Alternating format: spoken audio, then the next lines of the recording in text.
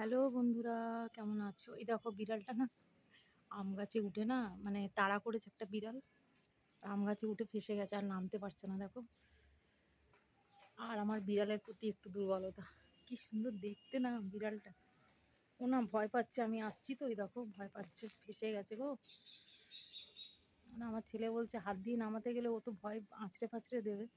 এই দেখো এই দেখো এগোচ্ছে।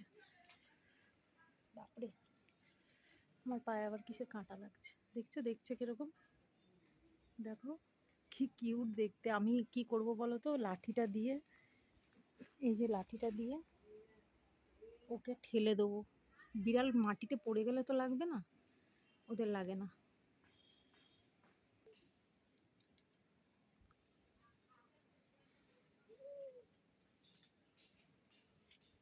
দেখছো ভয় কিরকম করছে, ও বুঝতে পারছে না কিভাবে নামবে। কি কষ্ট লাগছে না আমার। আমি ওকে ঠেলে দেবো কিন্তু তাও পারবে। আয় আয় আয় আয়, এসো এসো এসো এসো বাবু, এসো।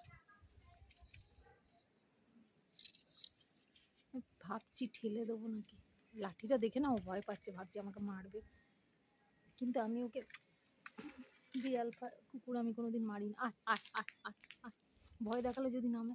আয় আয় আয় আয় আয়, দেখছো কি ভয় পাচ্ছে। আয় আয় আয়, এইবার নামতে পারে দেখো, আর দেখো নামতে পারে, আস্তে আস্তে নামছে। এই দেখো দেখো দেখো, ভয় দেখালাম তো নেমে যাচ্ছে এবার। এই দেখো এই দেখো এই দেখো এই দেখো, এবার দেখেছো, এই দেখো নেমে গেছে। এই যে কার্নিশগুলো আছে না, এর মধ্যে নেমে গেছে।